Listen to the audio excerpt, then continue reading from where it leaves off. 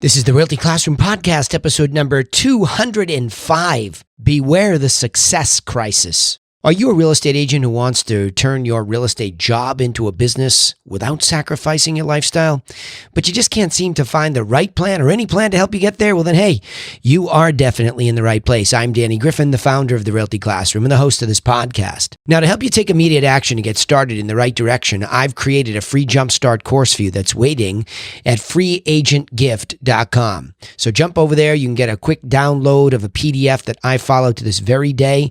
I use it in my own book of business. I run my brokerage with it, and I teach all my top producing clients the same model, freeagentgift.com. All right, let's get started. Beware the success crisis. I know some of you are saying, I'd like some success to have to beware. All right, good. So we'll deal with that too. But this is really, if you are really just considering success in general and how it relates to your existing real estate agent business, or maybe the one you imagine having as you're getting licensed, whatever it might be. And that leads to the first step here, which is pretty darn straightforward, okay? The first step is to have a clear and simple business goal. This is a tricky thing to talk about because when you talk about business goals, the next thing that comes up is business plan, and everybody melts down inside their head and they say, oh my gosh, that sounds so complicated. I really don't, I don't think I can come up with a plan like that. And where do I get one? And I'm empathetic to that. This whole body of work here at the Realty Classroom and the Realty Classroom podcast in particular is because I felt that way when I was first getting into the business a long time ago. I had come out of the venture capital business most recently, and I had seen a lot of great businesses that were following a very clear plan, but they were established. Most of them weren't brand new startups. They were companies that had been existing for a while and had found their way. Some of them, I suppose, had business plans. And I know a lot of the venture capital world puts or private equity in general puts pressure on somebody to have a very clear plan and goals to achieve it. And I get that. And I think that is important. But how? I mean, if you're just starting from scratch, especially in a business like the real estate agent business, I'm not talking about the brokerage itself, but just you as a real estate agent, where is the plan, folks? Tell me where you find it. And that's why I put together a simple one for agents, and that's why I give it away at freeagentgift.com, because I couldn't find one. And I just mean some guidance, a wireframe. And Michael Gerber's book, who is behind me, and the E-Myth there, the idea of how does the business really work is where we should all start. So really, it's as simple as understanding it is a business, not a job. So no matter where you hang your flag, unless you are an employee, which is a very small percentage of the real estate agent world, that you have a job from day one. And so your goal should very simply understand, to understand how does that business work? Well, it's predicated on getting listings. Okay, how do you get listings and where do you get listings? And then it's predicated on buyers showing up to buy those listings. Okay, so how do you attract them? So you really should just, sit down and write down and question people and ask, how does the business work? And by the way, most licensure processes don't include any of that discussion.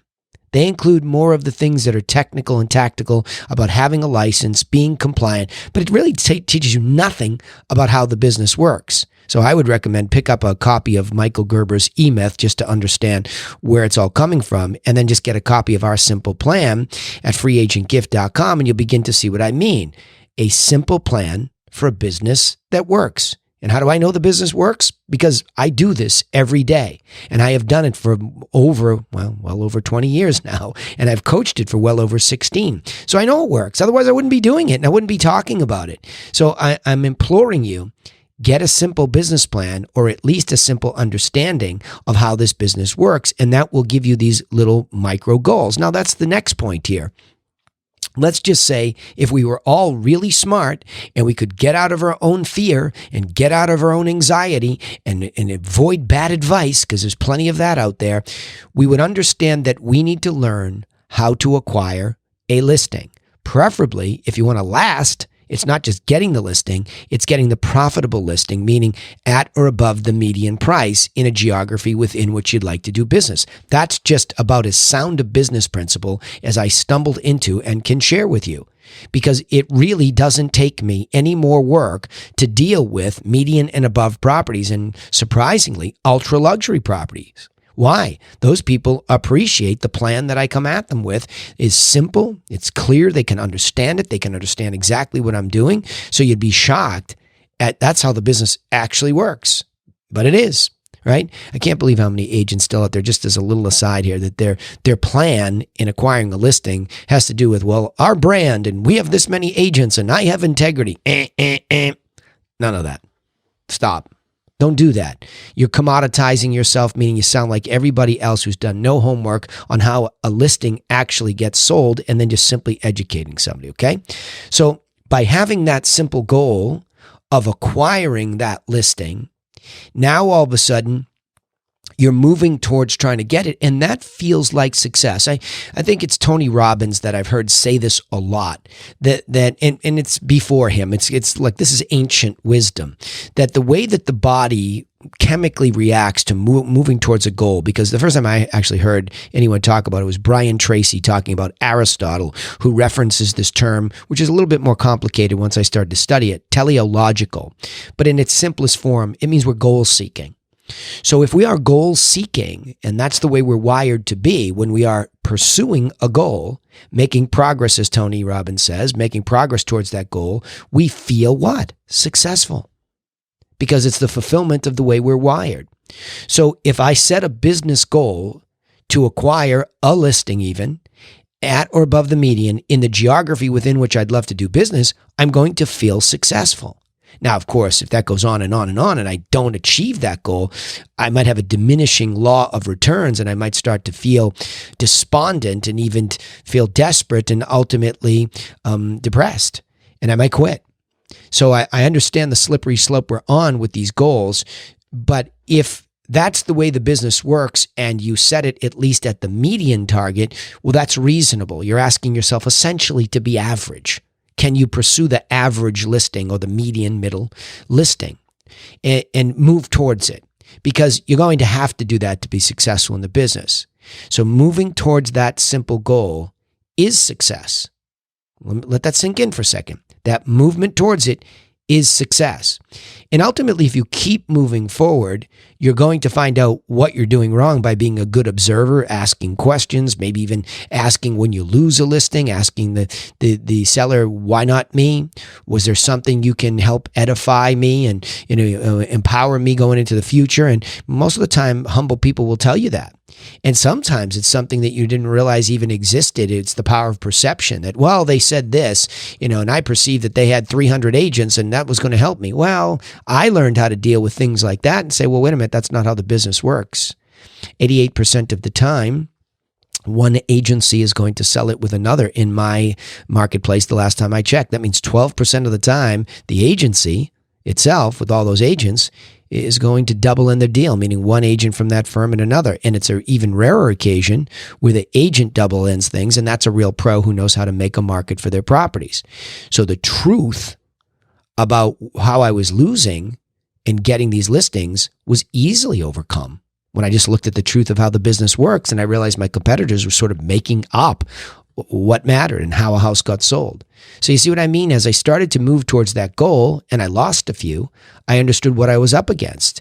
And especially when I was up against somebody really good who really did have a resume and was a good agent, I wouldn't even try to compete with them. I'd say, look, I can't speak for them. They are a good agent with their resume and whatnot, but I can speak to my plan. And I can speak to these 7 steps, and I can speak to how that's going to empower you and educate you in the process. And ultimately, you'd know exactly what I would be doing for you in a transparent way. And I started to win against top producers because it was all about the consumer. We like to call that a unique selling proposition, folks. That's what it was, giving them a simple plan and educating them. And I didn't have to get commoditized, and I didn't have to get thumped by somebody who was already in the luxury business as a top producer. Just stopped happening. Doesn't mean I always win, but I could be very competitive anywhere, anytime now, knowing this, right? So the third point. Here's the point of this podcast today, because beware the success crisis sounds kind of a weird thing after you say, okay, set a clear and simple business goal, move towards that's successful. But what happens when you do achieve that goal? So I had a goal of achieving the acquisition of luxury listings. And let's say I really felt a luxury listing had a 3 and an M in the letter. $3 million plus.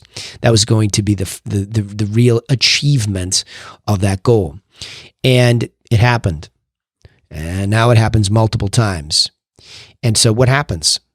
Well, completing that goal of acquiring and selling $3 million properties, both on the sell side now and the buy side, it left me in a crisis.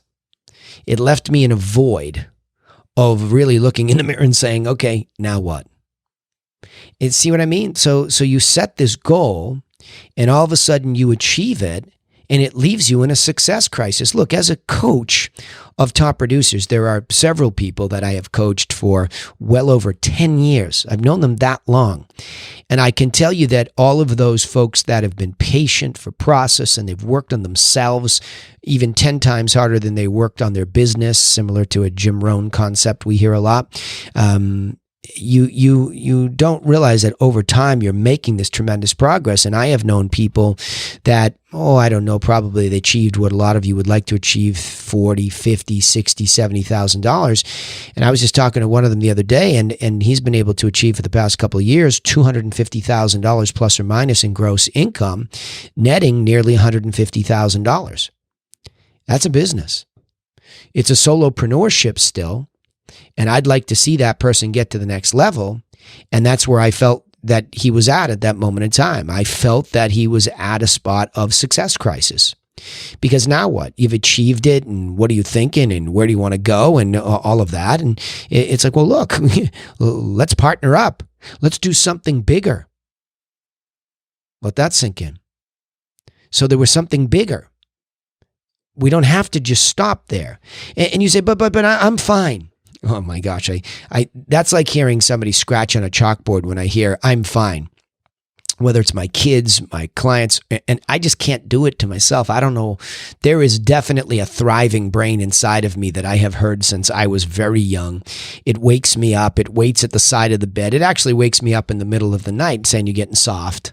You're not evolving. You're contracting. This shadow's coming. And, I know it sounds crazy and paranoid, but it's not. It's just my thriving brain. It wants to keep going. It wants to keep out in front of things. And it doesn't exhaust me if I look at it correctly.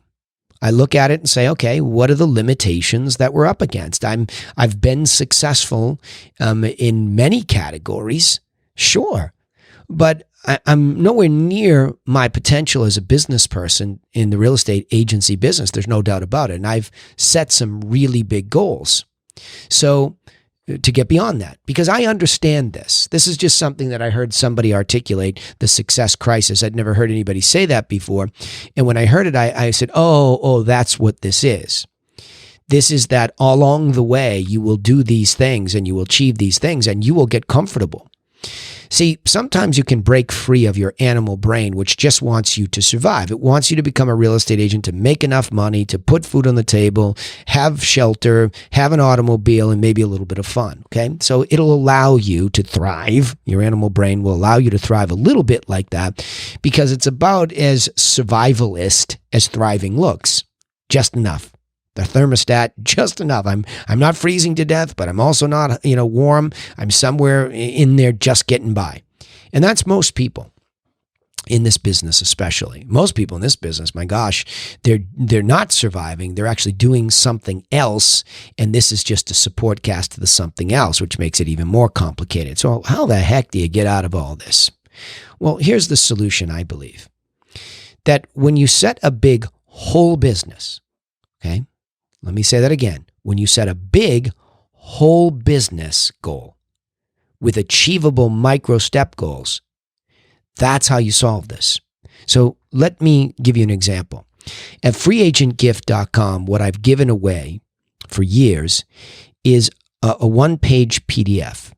I tried to make the understanding of how this business actually works as simple as one page. An infographic. It looks like the Greek Parthenon. I don't know that I did that intentionally, but that's what it looks like. And it has 3 levels, and it's based on a lot of the knowledge that's sitting on the bookshelf behind me.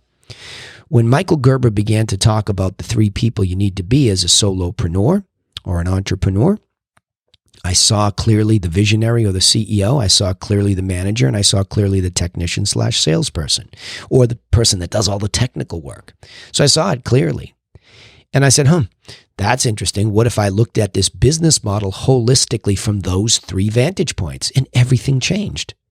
Because the thing for me that was totally glaring was the manager. It was non-existent. I mean, I knew I wanted to work for myself like most of you do. You want that independent contractor lifestyle.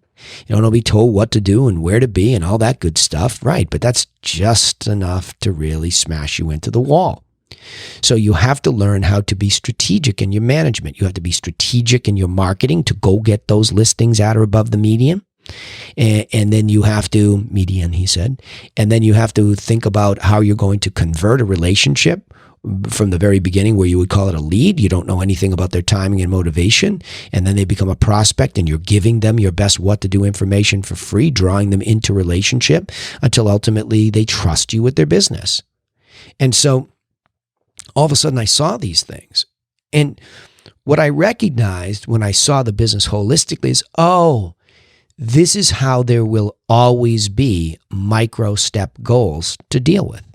This is what they mean by constant and never ending opportunities to improve. That's what it means. Because a business is often referred to as a going concern. And that's why I do wake up sometimes in the middle of the night thinking about it, because I'm ongoingly concerned about what I need to do today. And I evolve and I learn because I'm seeing it as a whole. So I don't just get down and I think about the deal that's going well or not so well. Sure, I deal with that as a technician, but then I have to get back up and get back to the strategic approach and say, what are we doing to find more business? And when we get that more business, or we're trying to get it and convert it, what are we saying? How are we saying it? What are we sending? See what I mean? All sorts of micro step goals. Now, I want you to hear me say this. It applies to a single deal in a year business. Let's just say you get a license and all you want to do is one high-end deal a year, or one deal a year at the median price, because that would be a wonderful thing that you could put away into your savings account. And that's what you do. Let's assume that.